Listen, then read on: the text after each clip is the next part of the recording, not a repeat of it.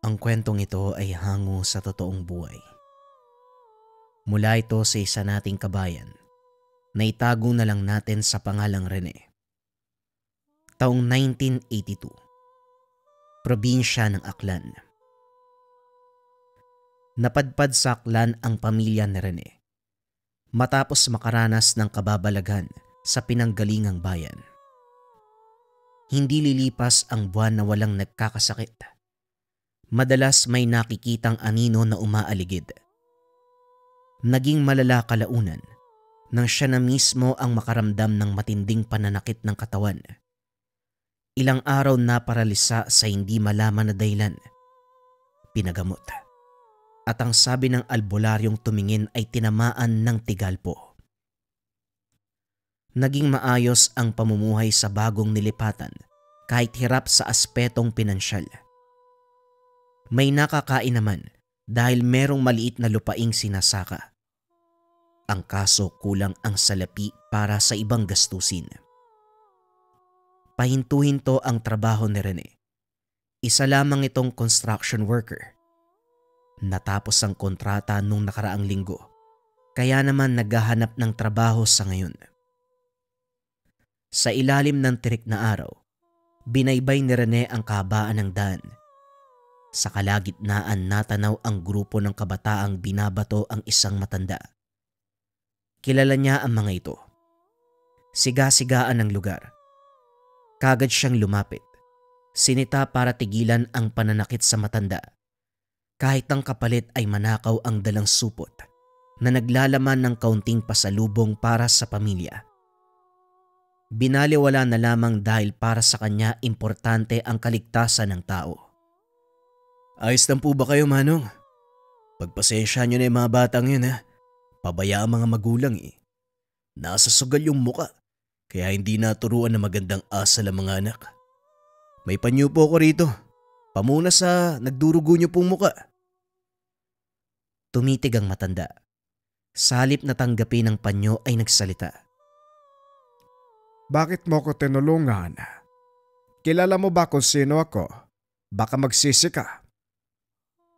Kailangan pa po bang kinalanin muna ang tao bago tulungan? At saka, wala naman pong pagsisisi sa pagtulong. Basta bukal sa kalooban. Wika ni Rene.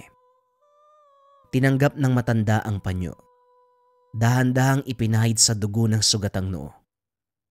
Dinala sa kalapit na tindahan upang mabigyan ng makakain at may inom. Hindi nagkaroon ng pagkakataon na pag-usapan ang mga bagay-bagay dahil masyado itong tahimik. Pagkatapos mabusog, walang lingon na naglakad palayo.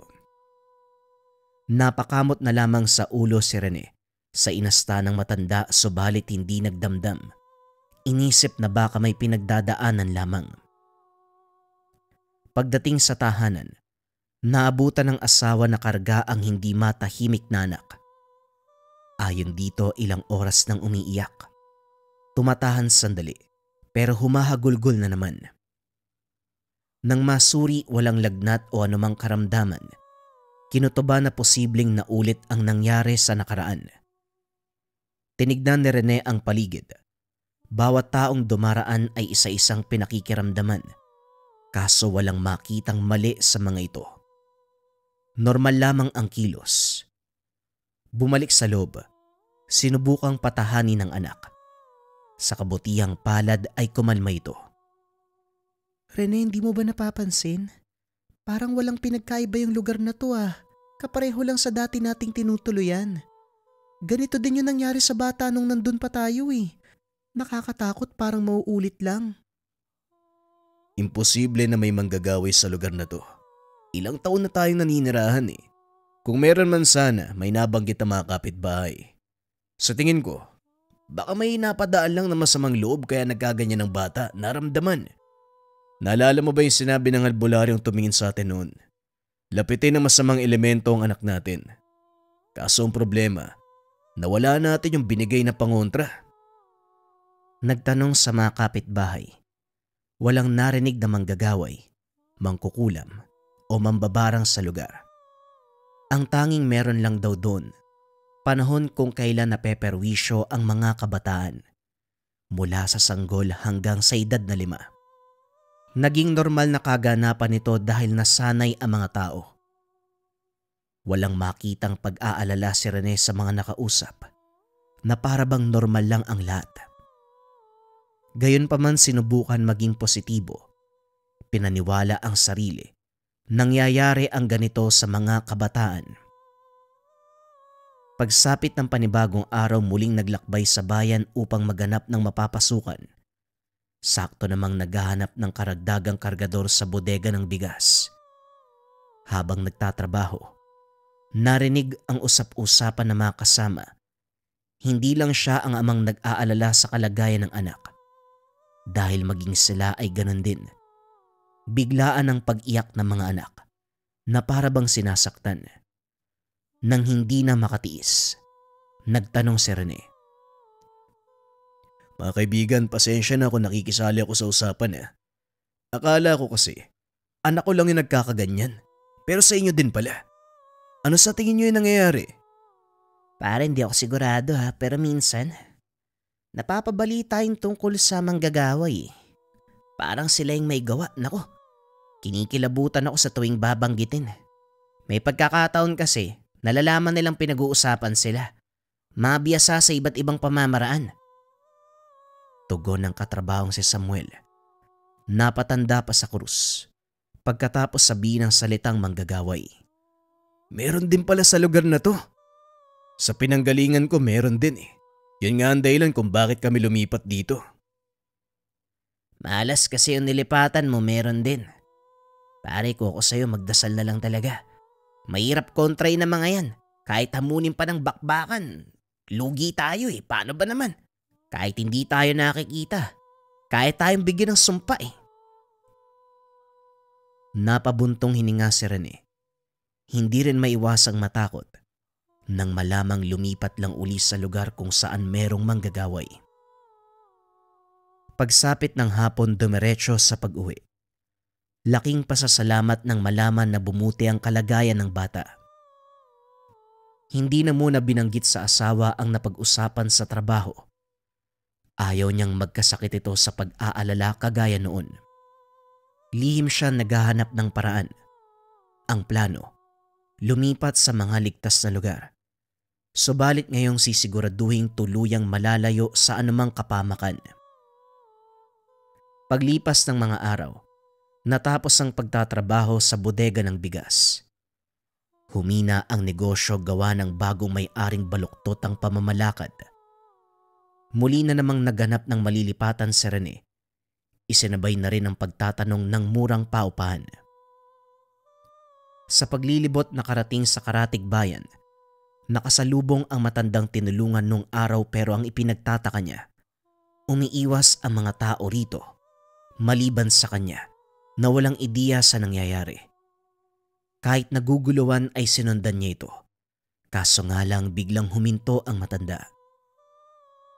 Talagang hindi mo ko tatantanan Ikaw lang ang walang takot na lumalapit sa akin. Bakit ba? May dapat ba akong ikatakot? Kung tutusin, parang tatay ko na kayo Magkasing edad kayo ng yumao kong ama noon. Talagang walang pinipiling edad ang pagiging mangmang sa mga bagay-bagay. Mahina ang kokote mo. Hindi mo ba nababasa ang paligid? Napatingin si Rene sa mga taong dumaraan. Lumilihis ang mga ito at nagmamadali. Magsasalita na sana kaso biglang nawala ang matanda. Hinanap pero hindi na nakita. Walang natagpuan dahil maging siya ay pinagtitinginan ng mga tao. Umalis na lamang para makaiwas. Sa paglipas ng panahon natigil ang pamemerwisyo. Walang nakakaalam ng eksaktong dahilan. Gayon din sa biglaang pagkawala. Ikinatuwa naman ito ni Rene. Nabawasan ang kanilang iisipin. Kaso nga lang kinakailangang lumipat sa kadahilanang binenta ang lupaing inupahan. Dumayo sa Karatig Bayan, nagbabaka sakaling may mahanap. Pinalad na magkaroon ng maayos na silungan sa pag-alok ng pamilya ni Mang Pablo. Naging mabuti ang kanilang pamumuhay. Alagang-alaga pa dahil dinadalhan minsan ng pagkain, imbitado sa bawat okasyon. Sa katunayan, nasa balwarte ng kaanak ni Mang Pablo ang pamilya ni Rene. Iilang bahay lamang ang meron sa lugar, pero lahat ng nakatira ay kadugo ng matanda. Kaso nga lang habang tumatagal, meron siyang napapansin na kakaiba sa mga ito. Kung minsan ay nakakarinig ng pag-awit, mga kataga, ibang lengguwahe ang ginagamit. Nangyayari sa piling petsa, sa gabi ginaganap, sa oras pa ng tulog. May pagkakataon na ito ang gumigising kay Rene. Makakaramdam kagad ng kilabot kahit wala namang nilalang sa paligid.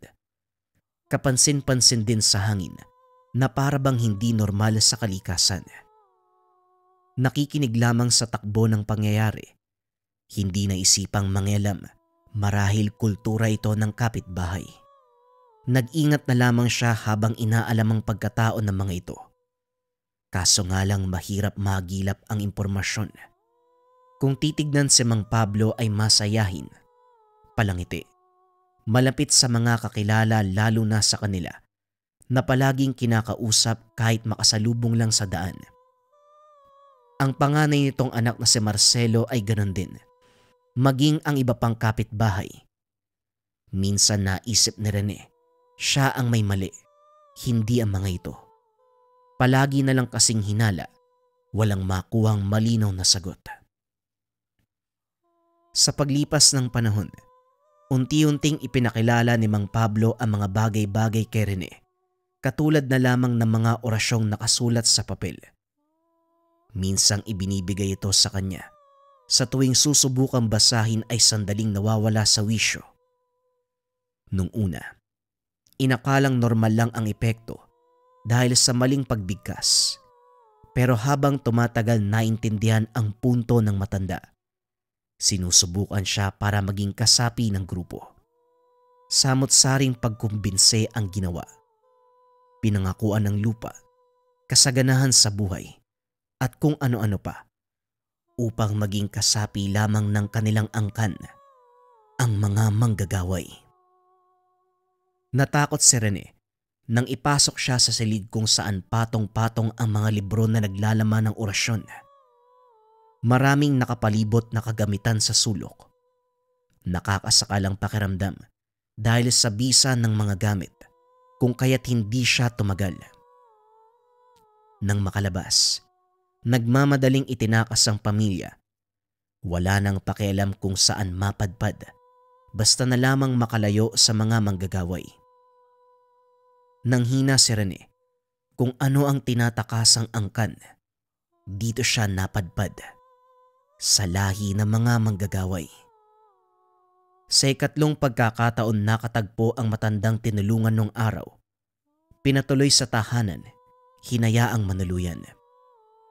Hindi nagtagal, kinumbinsing umalis pero dahil wala pang malilipatan nakiusap si Rene. Hindi ako ang tao na nararapat mong hingian ng tulong. Saan ba kayo nakatira noon? Ano ang dahilan ng paglalayas? Ang layo ng inabot nyo. Palagi kasing minamalas eh. Umalis sa lupay ng mga magulang ko para makaiwas sa matinding banta ng buhay. Tapos, napadpad din sa lugar kung saan merong kanun. Sa ngayon, kayo na lang po makakatulong sa amin. Ang huli naming nalipatan, kung sino pa yung iniiwasan namin. Hinikayat kami na maging kasapi pero umayaw ako. Hindi pa ako baliw para pasukin yung mundo nila. Manong, ano nga palang pangalan nyo? Puro Manong yung sinasabi ko dito, hindi kita kilala eh. Ben. Pwede mo akong tawaging Manong Ben. Sinasabi ko sa'yo, dapat hindi ka sa akin humingi ng tulong. Kahit anong sabihin ng matanda, hindi nakinig si Rene. Hindi dahil sa pagmamatigas. Wala lang talagang ibang mapupuntahan. Sa panunuluyan sa poder ni Manong Ben, napansin ang palagi nitong pagkakulong sa kwarto, lalo na kapag sasapit ang gabi. Nakakarinig ng mahinang salita mula sa loob. Kung minsan naisip na baka katulad ng grupo ni Mang Pablo, pero iwinaksi dahil natatakot na kapag totoo, mapapasubok na naman. Humantong sa punto ang pagkakataon na mismo ang nagpakilala kay Rene kung anong klase ng tao si Manong Ben. Nang magising sa kalagitnaan ng gabi, saktong narinig ang bulungan sa silid ng matanda. Naglakas loob na sumilip. Nagulat nang makita ang mga kagamitan. Pareho ang marka ng librong nasa istante. Pero ang pinagkaiba, ang medalyong kasalukuyang dinadasalan. Sa kabila nito, hindi takot ang naramdaman ni Rene.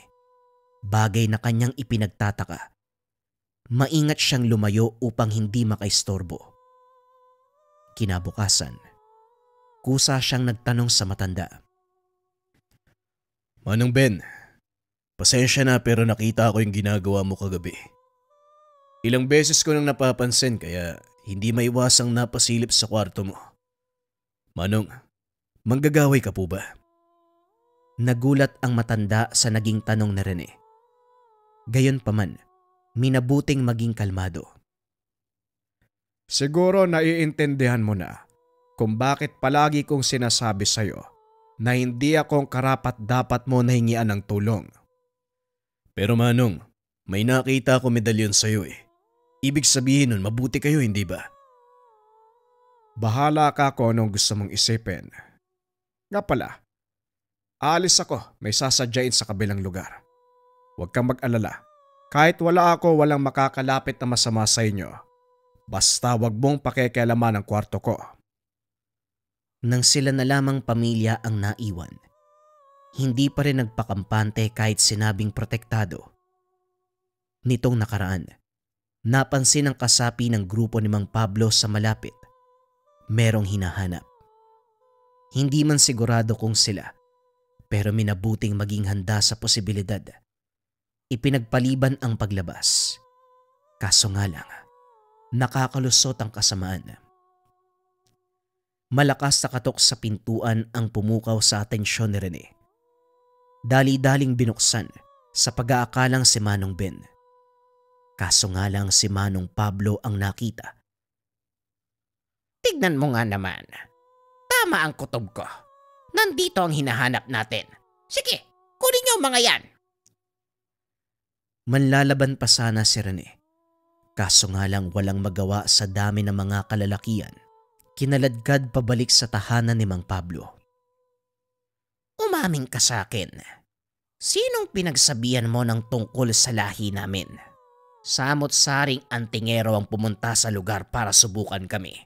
May mga namatay sa kalahi ko. Ano bang sinasabi mo? Wala akong pinagsabihan ng tungkol sa sikreto nyo. Umalis kami para makatakas, hindi para isiwalat ang impormasyon. Malakas sa suntok ang tumama sa mukha ni Rene. Kasunod nito ay nakarinig siya ng mga salita na hindi maintindihan hanggang sa unti-unting nawala ng malay. Nang magising ay madilim na ang paligid. Muling narinig ang pagriritwal ng angkan. Unti-unting nahihilo si Rene. Ganon din ang kanyang asawa. Nag-aalala sa kapakanan ng anak na walang ideya kung nasaan. Sa kabila ng nararamdaman, buong lakas sa sumigaw para makuha ang atensyon ng samahan. Kagad siyang nilapitan ni Mang Pablo. Ang pinakaayoko sa lahat, iniistorbo ang aming ritual. Wala ka bang respeto? Nasaan ang anak ko? Sabihin mo sa akin kung nasaan ang anak ko. Nasa mabuting kalagayan. Naroon sa asawa ko. Hindi naniwala si Rene dahil ngumiti ng nakakaloko si Mang Pablo. Maigpit ang pagkakatali sa kanya. Nagdurugo ang mga kamay sa pagbabakasakali na makalaga ng sarili. Nang mapansin nito ni Mang Pablo, pansamantala siyang pinakawalan pero sinarado ang pintuan.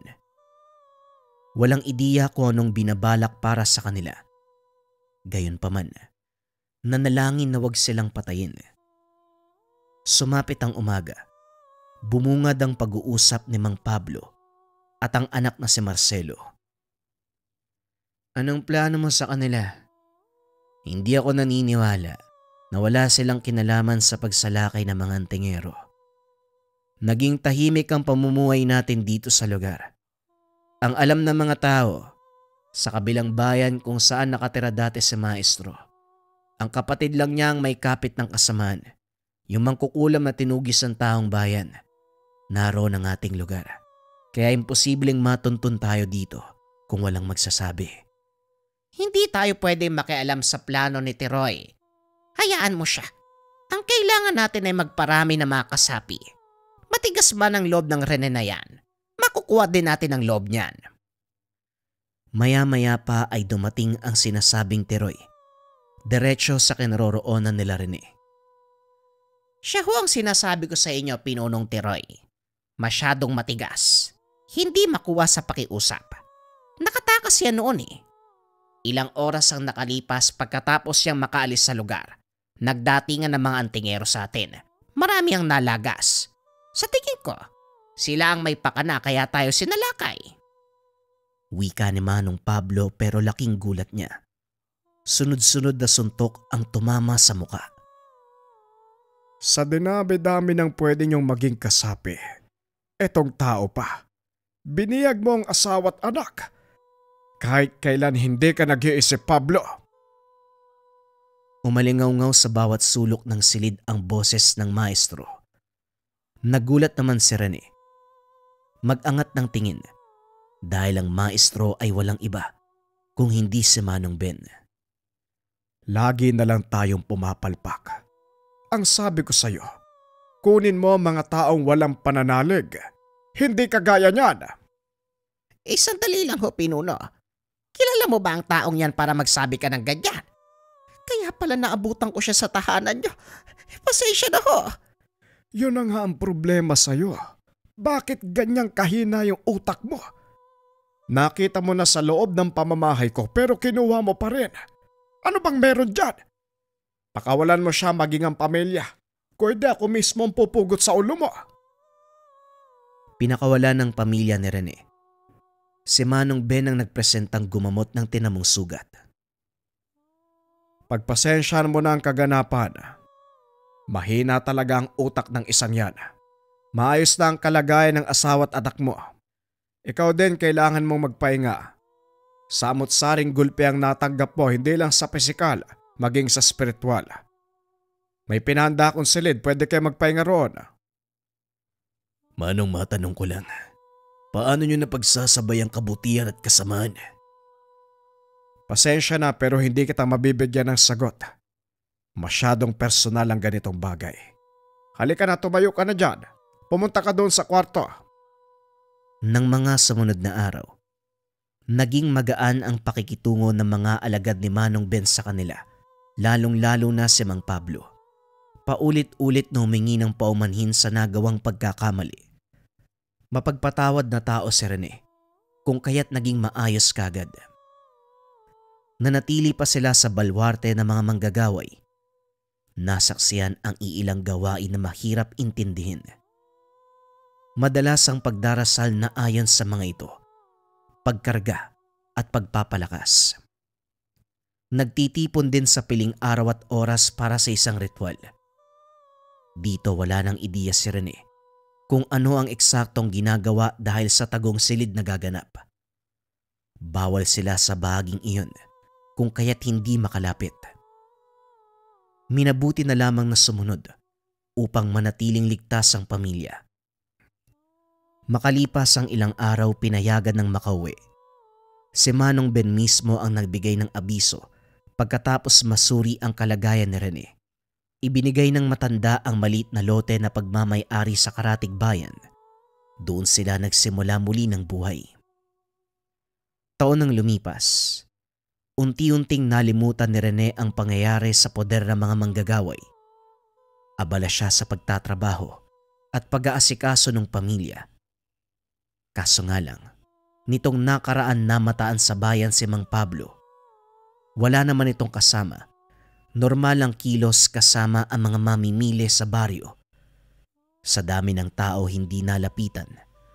Magtatanong sana upang mga musta. Bumalik siya roon kinabukasan pero hindi na mahagilap. Kasabay nito ang pagpapatuloy ng taong naligaw. Nagpakilala ito sa pangalang Anjo. Mas bata sa kanya ng 10 taon. Nakakaplos damdamin ng kwento sa buhay, kaya nakaramdam ng awa si Rene. Nakikita sa tao ang sitwasyon ng mga panahong palipat-lipat ang tirahan. Binigyan ito ng bakanting silid bilang tulugan. Naging mabuti ang pakikitungo sa isa't isa. Kung minsan tinatawag pang panganay dahil umaakto ring bata. Tagaliw ng anak sa tuwing abala silang mag-asawa sa mahalagang gawain. Walang napansing kasamaan kaya naging kampante. Subalit hindi lahat ng inosenteng muka, kabutihan ang dala. Tumagal ng mahigit 1 buwan si Anjo. Nagpaalam pagdating ng araw dahil susubukang bumalik sa tunay na pamilya. Hindi naman pinigil ni Rene. Pagsapit ng gabi, dito na nagsimulang magbago ang pakiramdam na nag-iisang anak. Iyak ng iyak. Tinuturo ang tiyan. Hindi nagtagal walang tigil sa pagsusuka. Purong laway lamang, walang kahit anong amoy. Sa puntong ito naalala ang sinabi ng albularyo nung araw. Hindi nalalayong biktima na naman ng manggagaway. Nanghina ang bata, kalaunan nawala ng malay. Dinala sa pinakamalapit na pagamutan. Pansamantalang naagapan pero hindi tuluyang gumaling. Inilabas din ni Rene dahil hindi magagamot ng siyensya ang ganitong karamdaman. Naglakbay siya. Naganap ng albularyo na kayang agapan ang kalagayan ng anak. Kaso nga lang walang natagpuan sa lugar.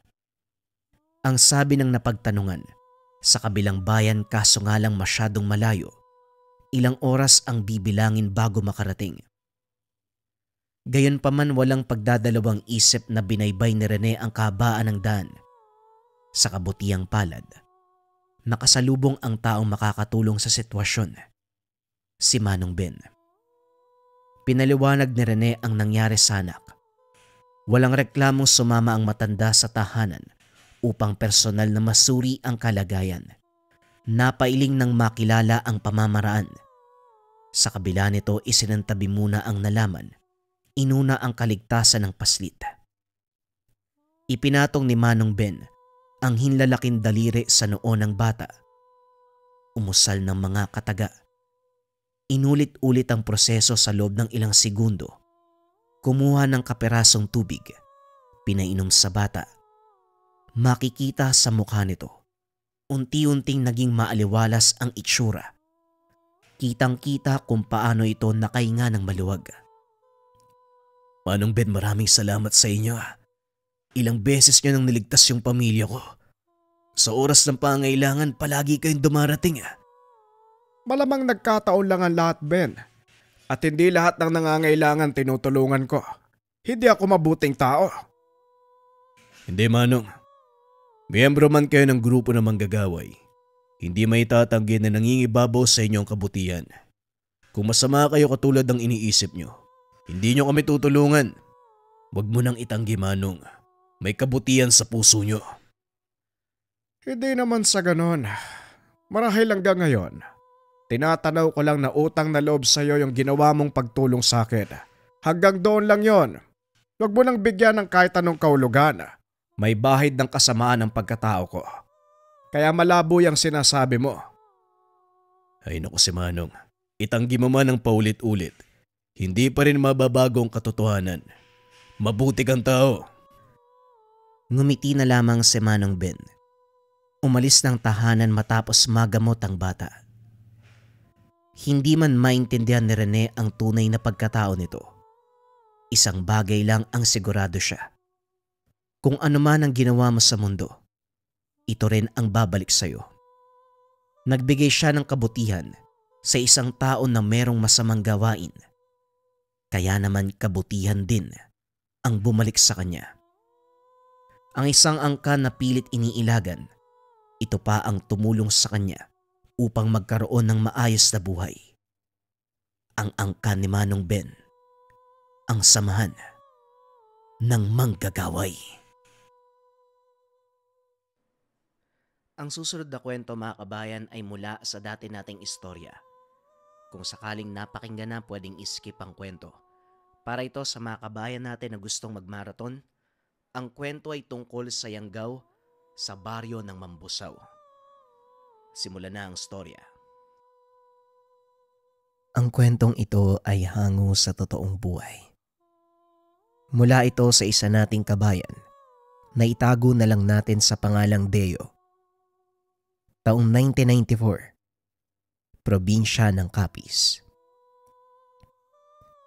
Ang kwentong inyong matutunghayan, karanasan ng isang taong nayanggaw. Pasintabi sa mga kumakain dahil maaaring may maselang tagpo o mga salitang nababanggit sa mga eksena. Dito nyo matutunghayan ang totoong nangyari sa tao kapag nabiktima ng yanggaw. Nang mga panong ito, nasa edad 17 itong si Deo, naninirahan kasama ng mga magulang. Huminto sa pag-aaral dahil walang kakayahan ang mga magulang para pag-aralin ito sa kolehiyo. At bilang panganay na lalaki, si Deo ang naging katuwang ng kanyang ama sa paghahanap buhay na paggawa ng muebles na yantok at kawayan.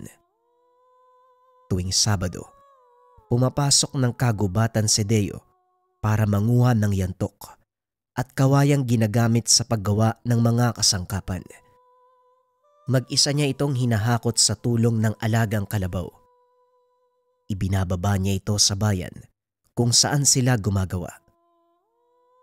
Mahusay sa paggawa ng muebles ang ama ni Deo, kaya hindi ito nawawalan ng parokyano.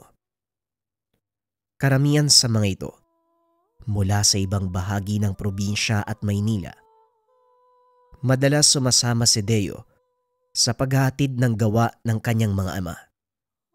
Ito ang dahilan ng lubusang pagbabago ng kanyang buhay. Bilisan mo na, Deo. Nag-aantay na ang sasakyan, no?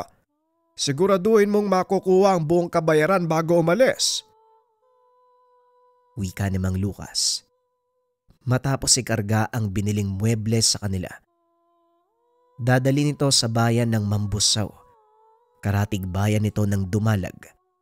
30 minuto ang biyahe bago sila makarating sa lugar. Halika na, Manong, para maaga tayo makabalik. Wika ng binata sa driver. Ay naku, sayang. Pista pa naman sa pupuntahan natin. Bakit hindi muna tayo mananghalian? Sandali lang naman. Tugon ni Mang Digong. Sandali lang, magpapaalam lang ako kay tatay. Baka mamaya pagalitan tayo eh. Muling bumaba ng sasakyan ng binata. Nagpaalam sa ama. O sige, basta wag lang magpapaabot ng gabi. Digong, wag iinom ha. Baka mamaya madisgrasya kayo. Tugon ni Mang Lucas. Ako na pong bahala kay Mang Digong. Kakain lang po kami doon, tapos uuwi na din kami. Tugon ng binata. Matapos umalis na ang mga ito. Pagdating sa bayan ng Mambusaw, ibinaba ng dalawa ang kanilang mga kargang muebles sa harapan ng tahanan ng bumili ng mga ito. O tara na, sakto medyo maaga pa. Baka maabutan pa natin silang nagluluto. Mas masarap kumain ng inihaw na sariwang karne ng papoy, lalo na pag mainit ha. Wika ni Mang Digong. Hindi naman kalayuan mula sa bayan ang baryong nagdadaos ng kapistahan. Kaya naabutan pa ng mga ito ang kanilang pupuntahan na naghihiwa ng bagong katay na baboy. Mga pinsan ko ang may-ari ng bahay na yan. Kaya huwag kang mahihiya. Ako nang bahala sa'yo. Wika ni Mang Digong. Binati ito ng mga naroon. Nang makitang papasok sa bakuran, ipinakilala ni Mang Digong ang binata sa mga pinsan. Dahil hindi naman ito kilala ng mga tao doon. Naupo ang binata sa sulok habang pinapanood ang pagkakatay ng baboy. Hanggang sa napansin nito ang isang lalaking naglalakad papunta sa bandang likod ng bahay. Bitbit nito ang kaperasong atay ng baboy. Ang buong akala ni Deo, pupunta lang ito sa kusina, kaya hindi niya ito gaanong pinagtuunan ng pansin. Ngunit napatayo sa kinauupuan ng binata nang makita nitong isinubo ng lalaki ang hawak na atay. Takam na takam niya itong hinunguya habang nakikiramdam sa mga kasamang abala sa kanika nilang ginagawa. Tila bumaliktad ang sikmura ni Deo nang makita ang ginagawa ng lalaking iyon. Napansin naman ito ni Mang Digong kaya nilapitan siya ng matanda. Ayos ka lang ba, Deo? Bakit parang namumutla ka? Kasi Manong, yung lalaking yun nakita ko kinakain niya yung atay ng baboy eh. Ah, si Budong! Oo, normal sa mga taga rito na kumain ng hilaw na atay ng baboy. Masarap kasi yon, lalo na pag bagong katay. Wika ni Mang Digong. Ano ho? Ibig sabihin, aswang yung taong yun? Hindi, nakasanayan lang, Deo. Ikaw talaga kung nonong iniisip mo. O siya, tara doon sa loob ng bahay. Nakahanda na ang pagkain eh. Nagpaalam na din ako sa mga pinsan ko na hindi tayo magtatagal. Wika ni Mang Deo. Pumasok ang dalawa sa loob ng bahay. Nung una ay nahihiya pa si Deo dahil sila lang ang kakain sa mesa. Ngunit nang lumabas mula sa kusina ang isang dalaga, may dalang pagkain. Tila ginanahan ng binata. Nakalimutan ang mga nasaksiyan. Naupo ito at kumuha ng plato. Akmang kukuha na sana ng kanin si Deo, ngunit inagaw ng dalaga ang sandok sa kanyang kamay. Ako na ang kukuha ng kanin para sa'yo. Amin ang pinggan mo. Wika ng dalaga. Inabot naman ng binata ang plato sa dalaga. Nakatitig ito sa kanya habang nakangiti. Deo pala ang pangalan ko. Pwede ko bang malaman yung sayo? Evelyn ang pangalan ko. Eto, kainin mo. Pumili ka ng ulam. Ako na din yung maglalagay sa plato mo. Itinuro ng binata ang inihaw na karneng baboy dahil naalala nito ang sinasabi ni Magdigong. Sarap na sarap sa pagkain ng binata habang kausap ni Mang Digong si Evelyn. Maya-maya pumasok ang lalaking nagngangalang Budong. Meron siyang dalang dugo na nakalagay sa planggana. Manong Digong, bakit hindi niyo nalang antayin ng dinuguan? Mabilis lang naman maluto to eh. Sakto lang siguro to pagkatapos yung kumain. Nang makapagbaon naman kayo pa uwi. Wika nito. Bigla namang naalala ni Deo ang ginawa ng lalaking iyon. Lalo pa nang nakita nito ang sali-saliwang ngipin, pati na rin ang dugo sa gilid ng labi ni Budong. Nawalan ng gana sa pagkain ng binata. Saktong ilang subo ng kanin na lang ang natitira sa kanyang plato. Kaya pinilit niya itong ubusin at kagad na tumayo. Salamat sa pagkain ha. Busog na ako. Salamat din sa'yo, Evelyn. Sigurado ka ba?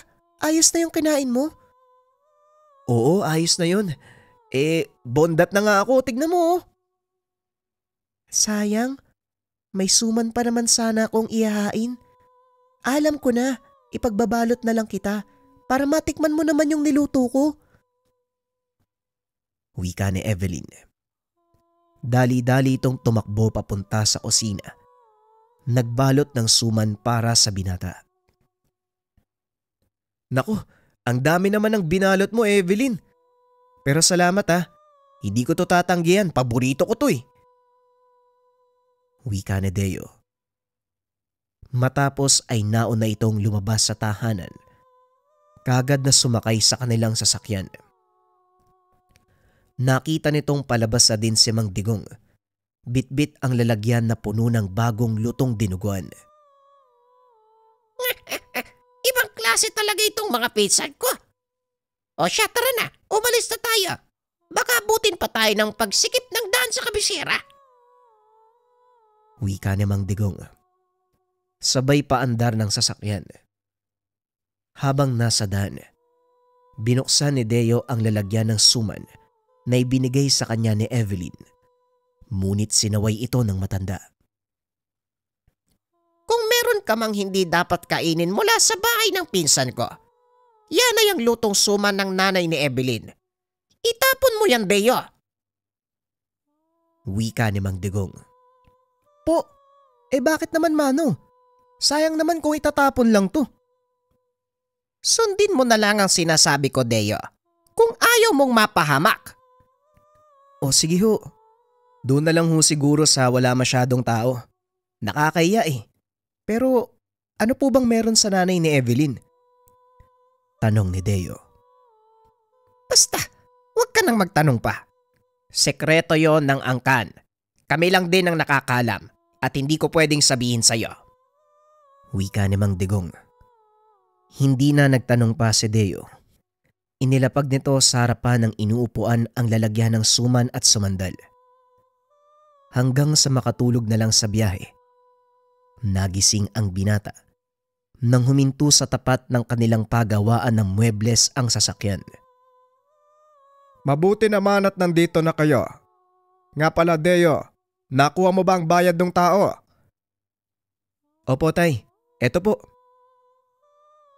Tugon ng binata sabay abot ng pera sa ama.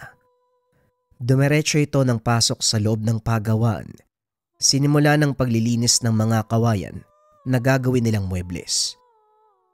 Habang nagtatrabaho ito, narinig niyang tumawag si Mang Digong. Deo, ako na lang ang magtatapon nitong suman. Wika ni Mang Digong. Kagad siyang inawat ng binata. Wag Manong, naalala ko wala palang pagkain ng aso namin. Eto, ikaw na ang bahala. Basta binalaan kita. Sige na, mauuna na ako. Kailangan ko pang linisin tong sasakyan. Punong-puno ng putik. Wika ni Mang Digong. Nawaglit sa isipan ni Deo ang mga pangyayari sa pinuntahang lugar. Naging abala sa pagtatrabaho. Nagpaalam ang ama na pupunta sa bilihan ng pako. Kukulangin ang mga kagamitan. Naiwang mag-isa ang binata at nakaramdam ito ng pagod. Naganap ng makakain sa kusina ang binata. Ngunit walang niluto ang kanyang ama. Nakita niya ang daladalang suman. Nilapitan at dinampot. Sabay kuha ng kutsara. Ano kaya yung sinasabi ni Manong Digong? Bahala na nga. Nagugutom na ako eh. Wika ng binata sa sarili. Halos maubos nito ang laman ng lalagyan. Muli itong tinakpa ng binata sabay tayo. Pinakiramdaman nito ang sarili. Pero wala naman siyang kakaibang naramdaman. Kaya bumalik ito sa pagtatrabaho. Kinagabihan. Dahil sa sobrang pagod. Maagang nakatulog ang binata. Nagising na lang ang binata kinabukasan dahil sa masangsang na amoy mula sa kusina. Meli, ano ba yung niluluto mo? Napakabaho. Tanong ng binata sa kapatid na si Meli. Wala naman Manong. Nagigisa lang po ako ng bawang para sa sinangag. Anong mabaho sa bawang? Lagi mo ngang inaamoy yung sandok kapag ikaw yung nagluluto eh. Ewan. Basta napakabaho. Magkakape na nga lang ako. Wika ni Deo habang humihigop ng mainit na kape. Nakaramdam ang binata na tila may kung anong bumababa sa kanyang lalamunan. Sa isip nito, marahil tatamaan siya ng sipon dahil natulog ito na walang pang-itaas na kasuotan. Maya-maya pa, dumating na ang kanyang ama. Deo, ikaw na ang magdala nito papunta sa pagawaan. Dadaan pa ako sa kabisera eh. Gusto daw akong kausapin ni Kapitan. Wika ni Mang Lucas. Tay, pupunta na lang po ako siguro doon mamaya. Ubusin ko lang yung kape ko. Wika ni Deo. Pagkatapos itong magkape, tumayo ito upang dalhin sa kusina ang tasang pinagkapehan. Habang naglalakad, Biglang nakaramdam ng pagbigat ng katawan ang binata. Anak nang, parang tatamaan pa talaga ako ng trangkaso ah. Ang dami ko pa namang gagawin ngayong araw. Bahala na nga. Wika ni Deo. Sa kabila ng masamang pakiramdam, pinilit ng binatang magtrabaho. Hindi ito nagpapalata sa ama. Siguradong uutusan siya nitong umuwi. Ngunit habang tumatagal, lalong lumalala ang pakiramdam ni Deo hanggang sa hindi na nito nakayanang tumayo. Upang hindi mahalata, nagpaalam ang binatang doon matutulog sa kanilang pagawaan. Dito na po muna ako matutulog, tay. May tatapusin lang ako. Ikaw ang bahala. May bigas naman dyan at sardinas. Magsaing ka lang kung sakaling magutom ka. Wika ni Mang Lucas. Matapos ay naglakad na ito pauwi. Nang makalayo na ang ama, sinarado ng binata ang pintuan ng pagawaan na higa sa papag. Nakaramdam ito ng pagkahilo. Maya-maya ay naduduwal. May kung anong nararamdaman sa kanyang dibdib na parang nakabara. Kahit anong gawin, hindi magawang ilabas. Kinabukasan, nakita ni Mang Lucas na nakaiga ang binata. Nanginginig ito. Basang-basa ng pawis ang suot na damit. Nang mahawakan ng matanda ang noo, nagulat dahil inaapoy ng lagnat si Deo. Mahabaging langit. Ang taas ng lagnat mo, Deo. Anong nangyari sa'yo? Tanong ni Mang Lucas. Wala po to, tay. Trangkaso lang po to. Mamaya mawawala na din yan. Wika ni Deo. Pinilit nitong tumayo. Naglakad palabas ng pagawaan. Ngunit nang masinaga ng araw ang kanyang mga mata, bigla itong pumasok na tila takot na takot. Sinarado ang pintuan. Muling nagtalukbong ng kumot. Hindi tayo magbubukas ngayong araw. Isusugod kita sa ospital. Sandali lang, ipapatawag ko si Mang Digong. Wika ng matanda. Maya-maya ay dumating ang sasakyan. Isinugod ng mga ito si Deo sa pagamutan. Sinuri ng mga doktor ang kalagayan ng binata. Ngunit wala naman silang nakitang mali. Bukod sa napakataas ng lagnat. Binigyan lang ito ng gamot ng doktor at sinabing manatili sa ospital para maobserbahan ang kanyang kalagayan. Sinunod naman ito ng binata sa pag-asang trangkaso lang ang nararamdaman. Buong araw itong nanatili sa ospital. Kinabukasan, naging maayos naman ang pakiramdam ni Deo kaya pinayagan ito ng doktor na makauwi.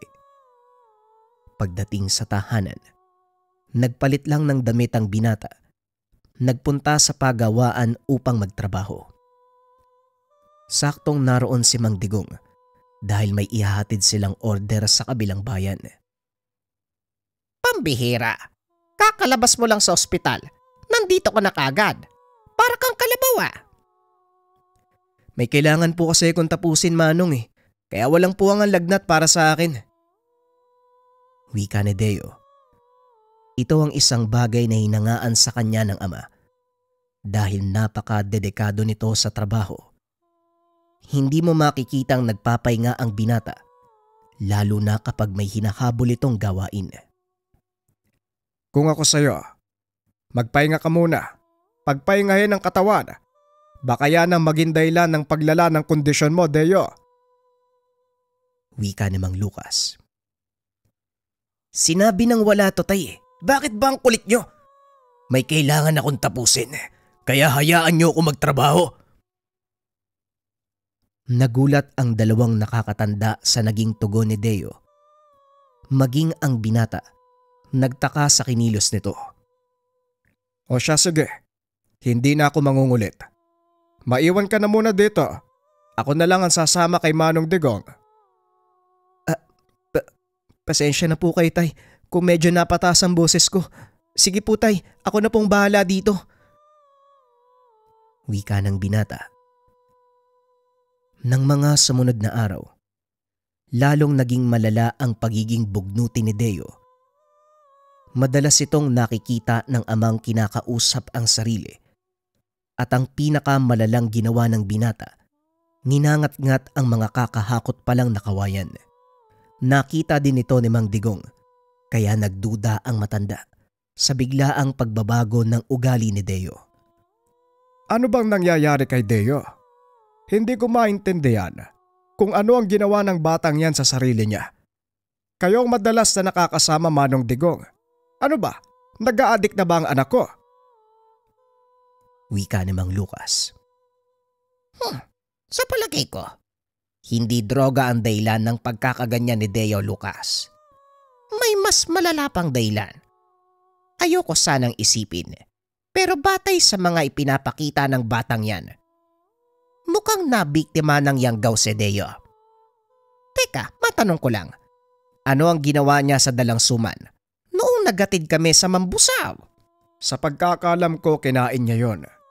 Nakita ko yung lalagyan na nakapatong sa mesa. Wala nang laman. Wika ni Mang Lucas. Dito na nakumpirma ni Mang Digong ang hinala. Hindi nga ako maaaring magkamali. Ayoko sanang isipin ito. Pero mukha ngang nayanggaw si Deo, Lucas. Kasalanan ko ito. Hindi ko na lang sana isinama ang batang yan sa bahay ng pinsan ko. Paanong nangyari? Aswang ba ang pamilya mo, Manong? Hindi aswang ang pamilya ko. Ngunit ang napangasawa ng pinsan kong si Onyok.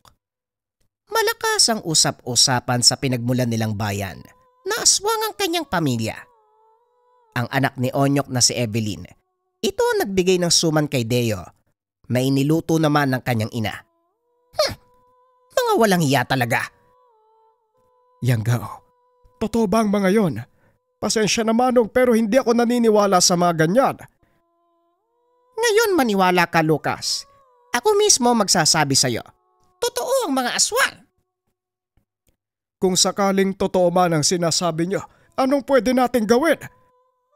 Dalawang bagay, Lucas. Una, humanap ka ng manggagamot na may kakayahang magtanggal ng yanggaw sa anak mo. Ikalawa, patayin ang aswang na naglagay nito sa kanya. Saan naman tayo hahanap ng taong may alam sa mga ganyan? Sa Tapas, may kakilala ko manggagamot doon. Ayon sa mga tao, ilang beses na siyang nakapagpasukan ng yanggaw.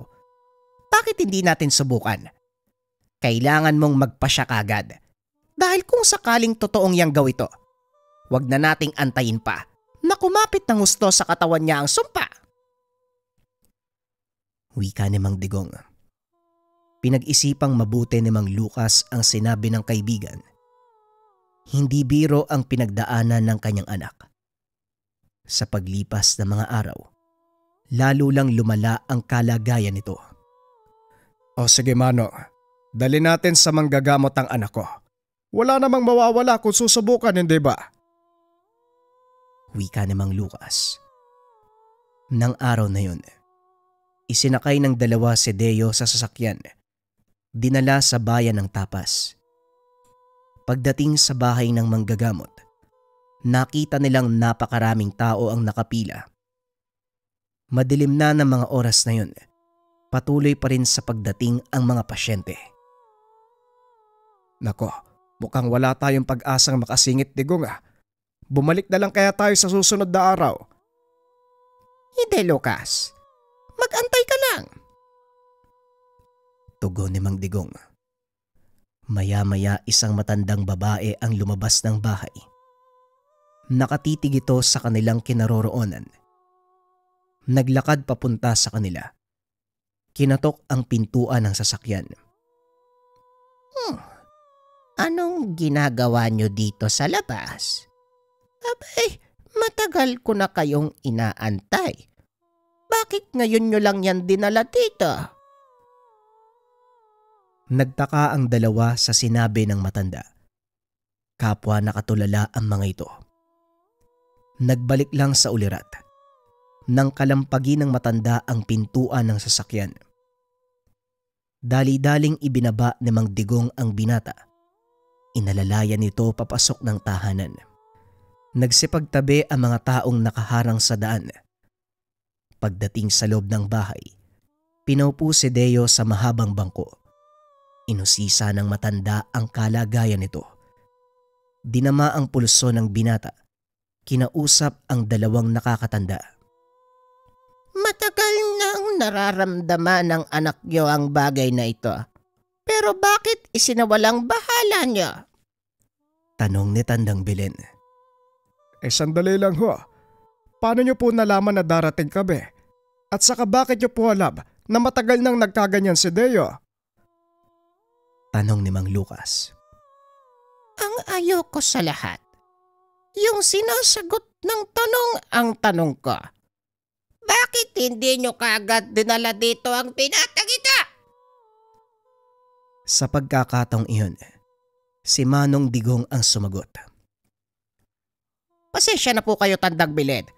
Hindi din po kaagad natukoy na yanggaw pa lang nararamdaman ni Deo. Ditong mga nakaraang araw lang po. Noong una pa lang, alam mo na maaari itong mangyari, hindi ba? Pero bakit nagpabaya ka? Wika ni Tandang Belen.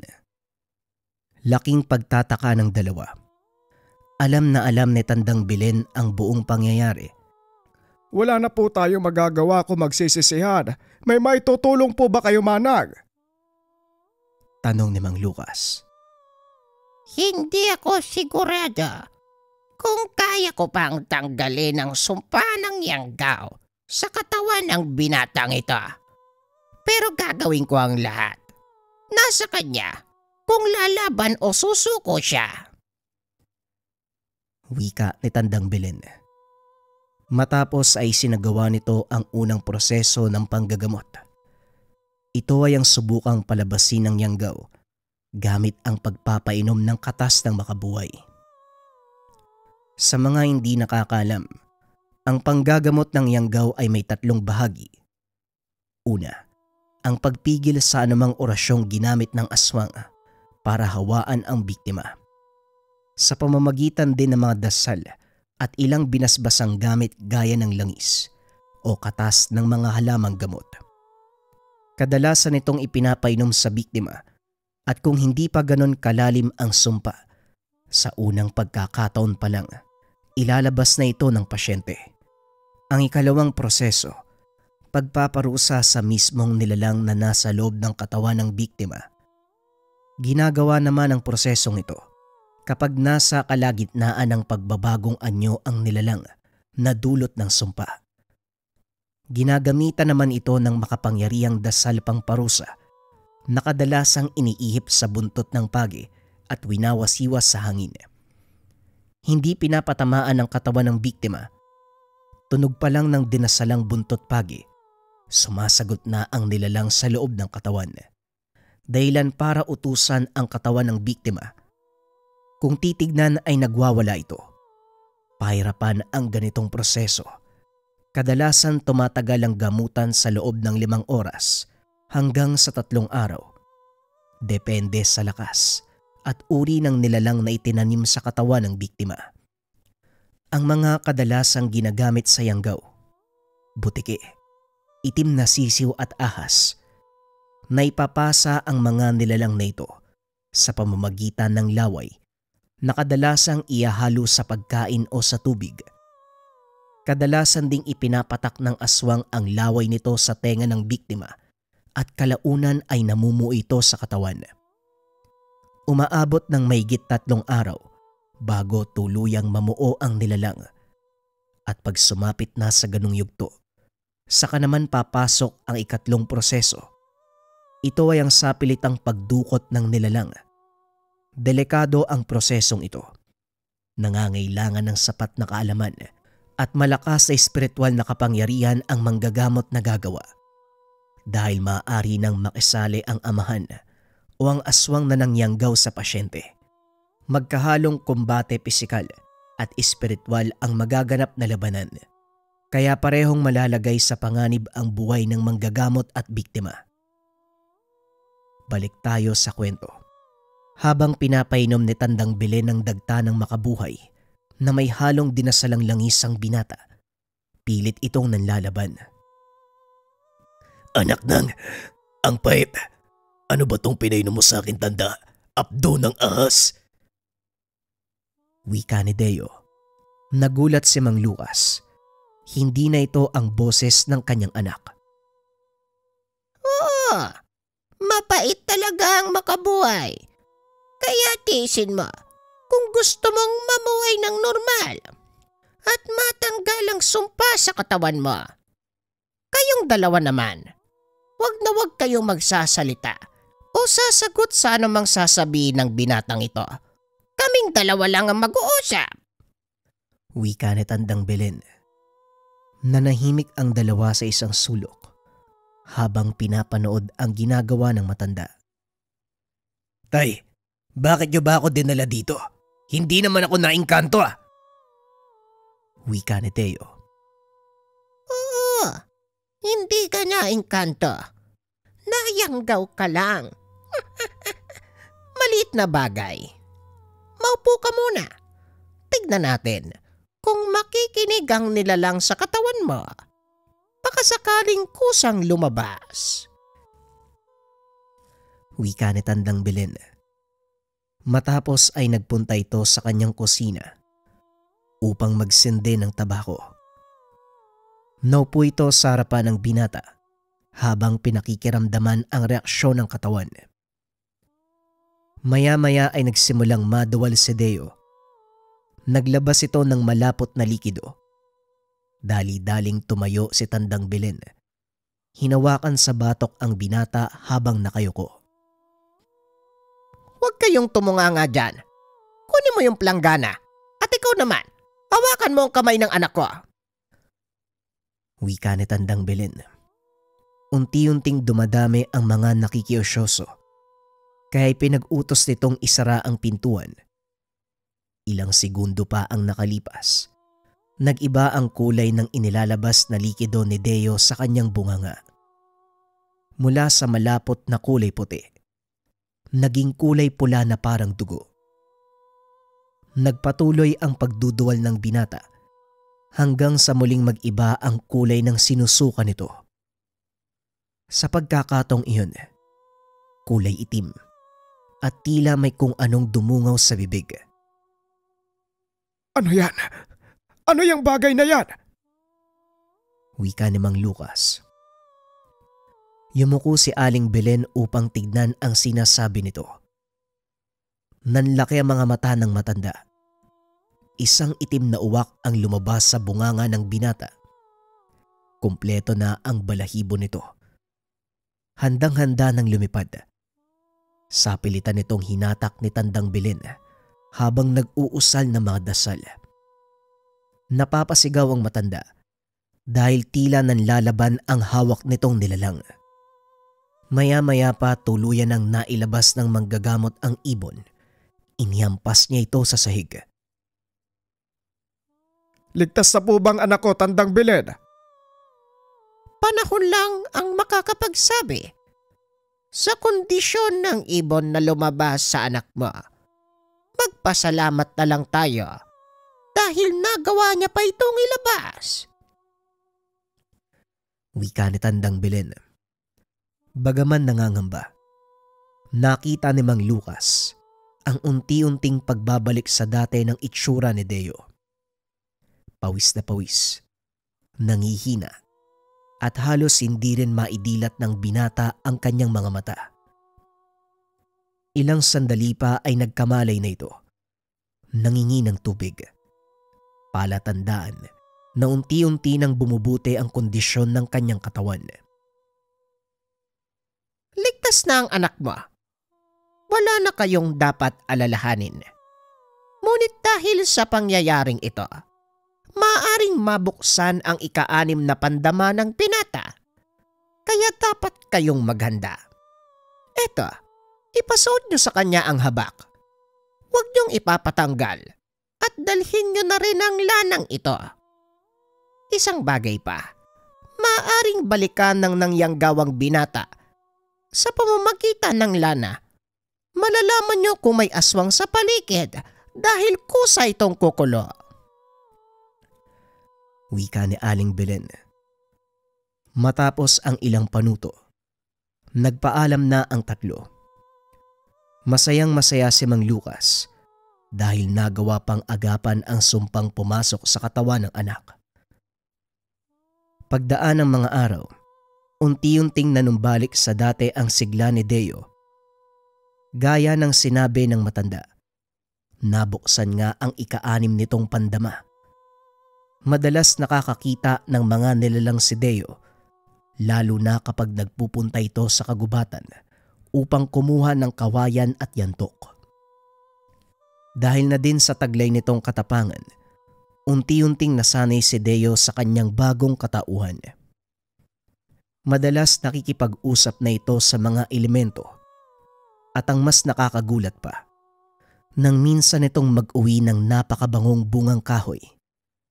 Ayon sa binata, ibinigay ito sa kanya ng isang engkanto. Nagpatuloy ang ganong pangyayari sa buhay ni Deo hanggang sa muli itong makaramdam ng kakaiba sa kanyang katawan. Ibinalik nila ito kay Tandang Belen upang patignan. Nagulat ang matanda sa naging resulta ng pagtatawas. Walang iya talaga. Ang aswang na nangyanggaw sa'yo, iha. Pilit kanyang kinukuha. Po, kinukuha?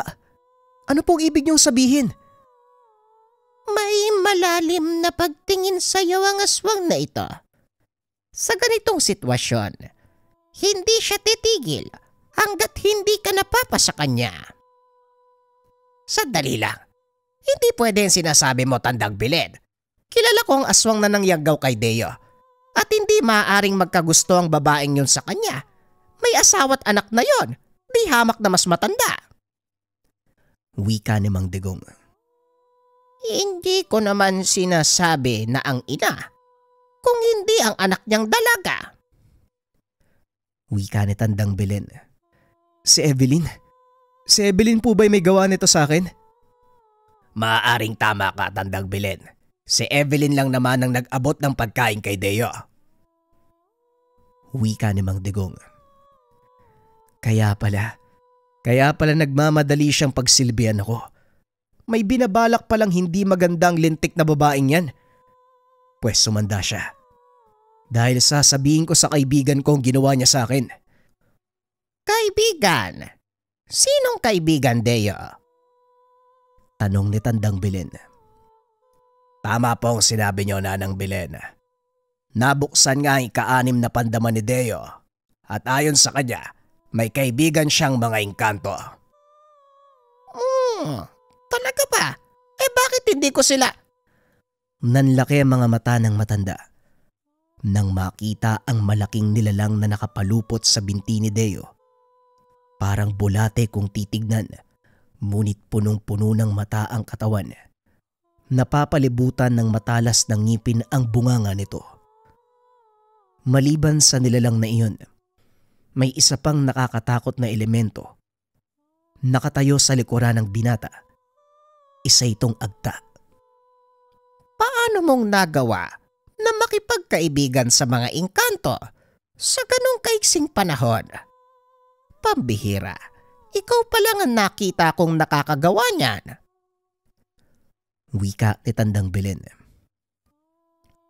Ang kailangan lang naman po, ipakita nyo sa kanila na ginagalang sila at hindi kinakatakutan. Yun lang naman po ang ginagawa ko eh. Nagulat na nga lang po ako na palagi na silang nakabuntot sa akin. Saka ito nga pala, Nanang Belen, oh.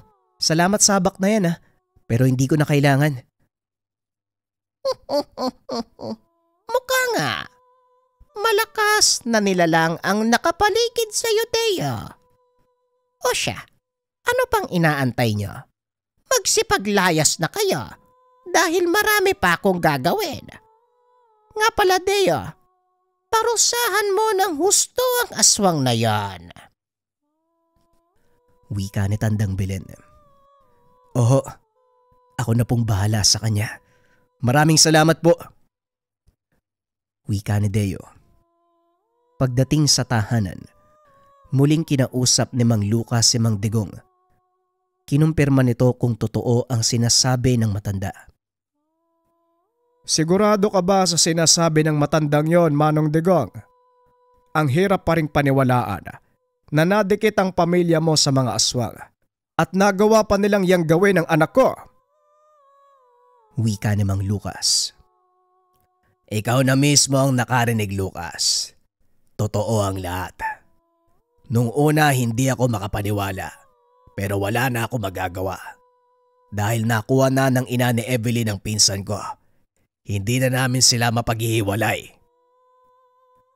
Tugon ni Mang Digong.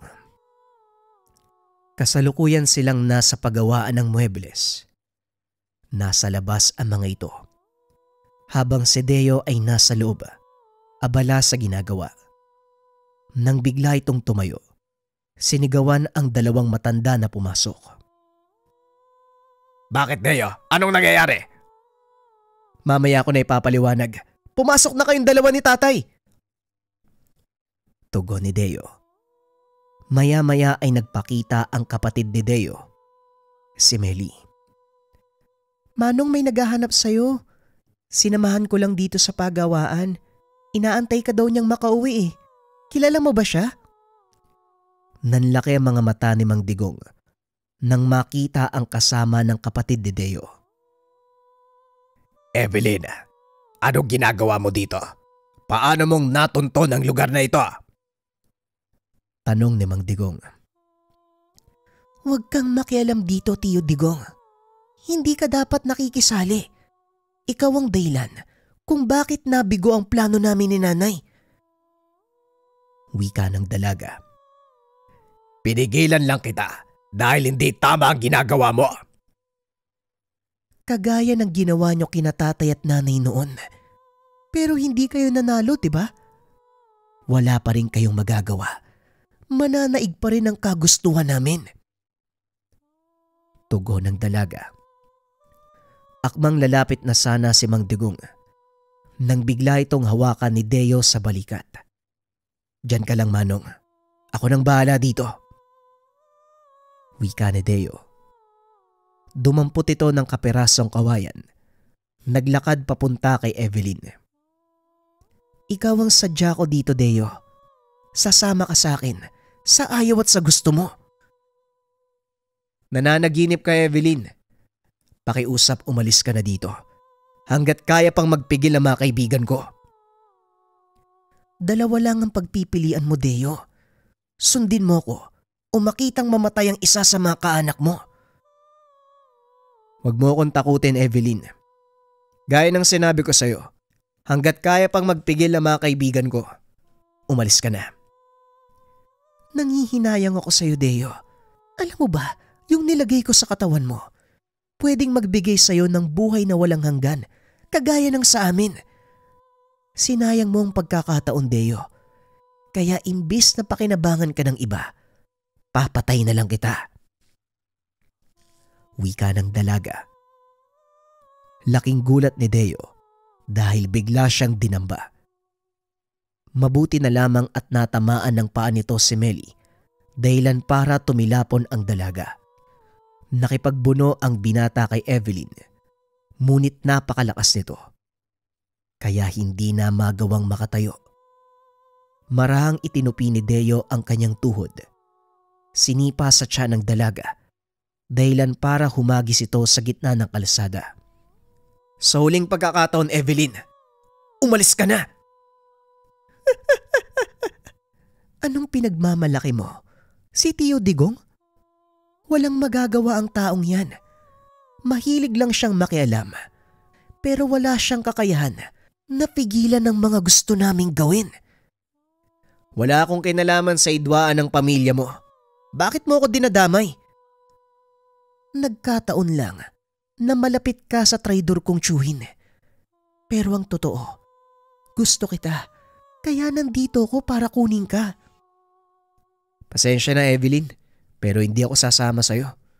Subukan mong sakta ng isa sa mga kaanak ko. Pagsisisihan mo at ng buong angkan mo. Pag-uusap ng dalawa. Ngunit hindi nakinig ang dalaga. Sinugod nito si Deo. Muling sinunggaban. Sa pagkakataong iyon, hinampas ito ng binata sa ulo ng hawak na buho ng kawayan. Talagang mapilit ka ha? Pwes pasensyahan tayo. Ikaw ang may kagustuhan nito, kaya walang sisiyan. Wika ni Deo. Biglang lumabas sa lupa ang malaking nilalang. Malabulate ang katawan nito. Punong-puno ng mata.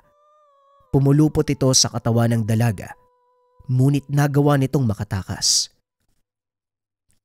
Muling sinugod si Deo at sa pagkakataong iyon, sinalubong naman siya ng malaking pamalo mula sa kung saan. Maging si Melly ay napasigaw nang makita ang nilalang na umambalos sa dalaga. Nakatayo ito sa likod ni Deo. May hawak na malaking putol na puno ng kawayan sa kabilang kamay at may malaking bungkos ng tabako sa kanan. Hindi makapaniwala si Evelyn sa mga nakikita. Isang banubo at kapre ang nilalang na gumagabay kay Deo. Sa mga hindi nakakalam, ang banubo ay hindi pangkaraniwang engkanto. Madalas itong nakikita sa mamasa-masang bahagi ng mga kagubatan. Naninirahan din sila sa mga kumunoy at sinasabing sila ang kumakain sa mga tao, maging sa mga hayop na aksidenteng napapadpad sa lugar.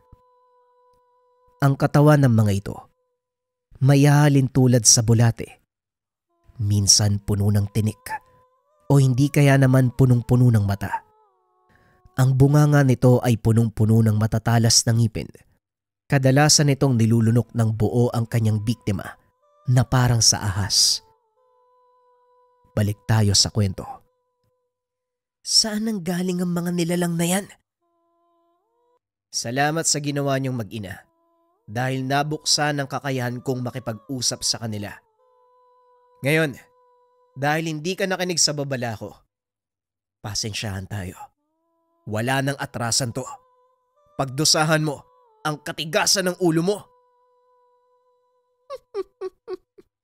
Sa tingin mo, magpapatalo ko ng basta-basta? Nagkakamali ka.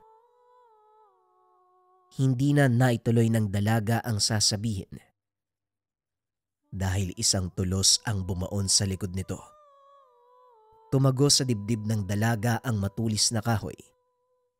Nang matumba, lumantad mula sa likod ang isang babae. Napakabagal niyong kumilos. Mabuti na lang, hindi pa nakapagpalit ng balat ang aswang na ito.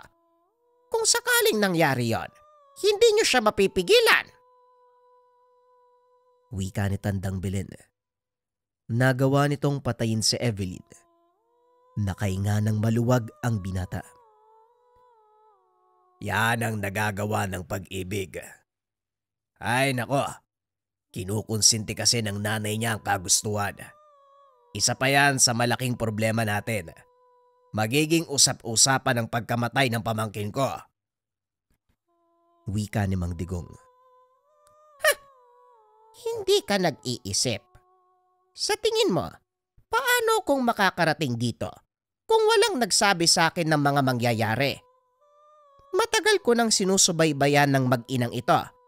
Kasalukuyan nang nakakulong ang nanay ng pamangkin mo, kaya wala kang dapat alalahanin. Wika ng matanda. Napag-alaman nila Mang Digong na ang pinsan nitong si Budong ang lumapit sa matandang manggagamot upang mapigilan si Belen. Malaki ang pasasalamat ng mga kaanak ng matanda. Dahil sa wakas, napatid na ang lahi ng aswang na dumikit sa kanilang pamilya. Dinala ni Mang Digong ang bangkay ni Evelyn pabalik ng Mambusaw. Sumama si Deo at Mang Lucas upang makausap ang pamilya ng dalaga. Ikinalulungkot ko ang nangyari kay Evelyn. Ngunit ito lang ang paraan para mapigilan siya sa kaibangan.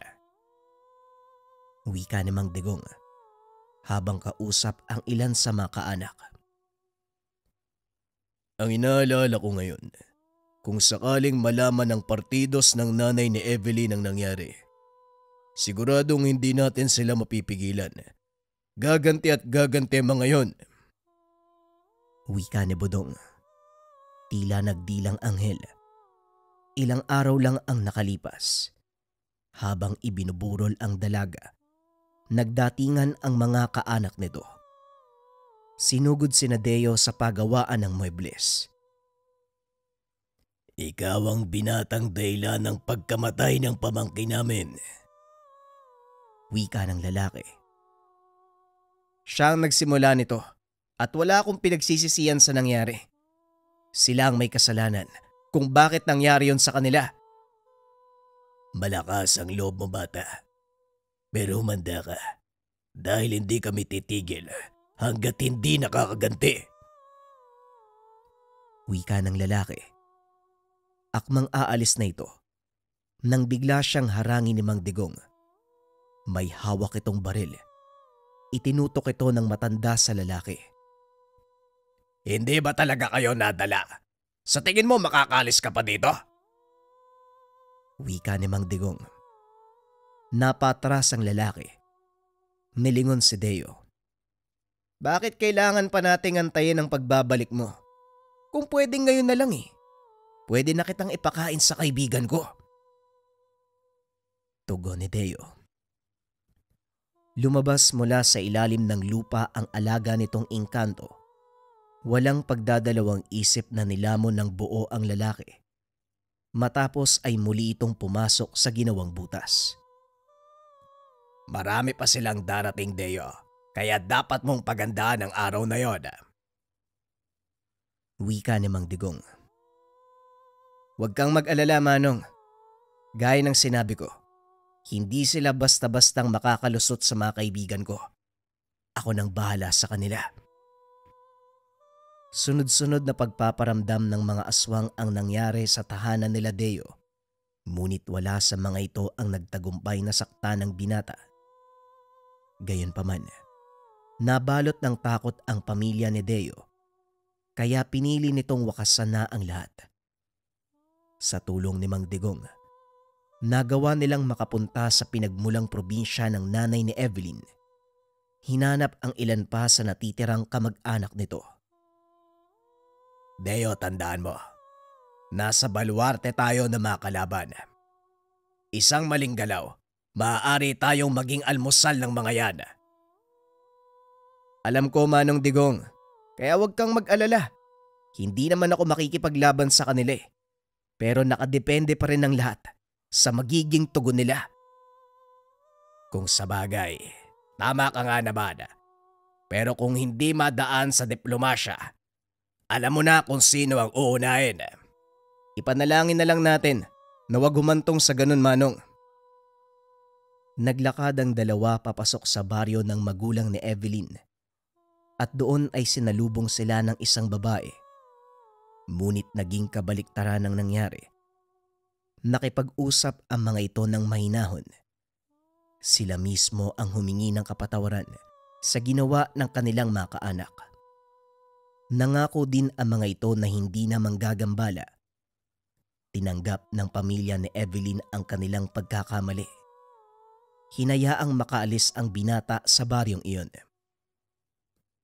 Nakahinga ng maluwag si Deo dahil tinupad ng mga aswang ang pangako. Unti-unting nagbalik sa normal ang buhay ng mag-anak. Patuloy pa rin sa paggawa ng muebles at mas lalo pa itong yumabong. Naging mas kilala ang gawa ni Deo, hindi lang sa kanilang probinsya, kundi maging sa ibang bahagi ng bansa. Hindi naglaon, tuluyang minana ni Deo ang kanilang negosyo. Mas lalo itong pinalago. Sa tulong na din ng mga taong tumatangkilik ng kanilang produkto, lalo pang umunlad ang buhay ng binata. Nakapagpatayo ito ng sariling bahay, nakabili ng modernong kagamitan sa pagtatrabaho. Unti-unti pang lumawak ang koneksyon. Sa paglipas ng mga taon, maging sa ibang bansa, nakarating na ang gawa ng binata.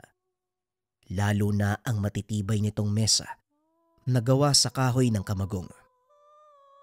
Dumami ang naging kliyente mula sa bansang Malaysia at Singapore. Sa kasalukuyan, kilalang negosyante ng mga muebles si Deo, naninirahan pa rin sa probinsya ng Capiz. Para sa binata, Hindi nito makakalimutan ang nangyari sa kanyang buhay. Lalo pa nang minsan niyang makaengkwentro ang isang aswang. Sa paglipas din ng panahon, unti-unting nawala ang kakayahan ni Deo na makakita ng mga nilalang.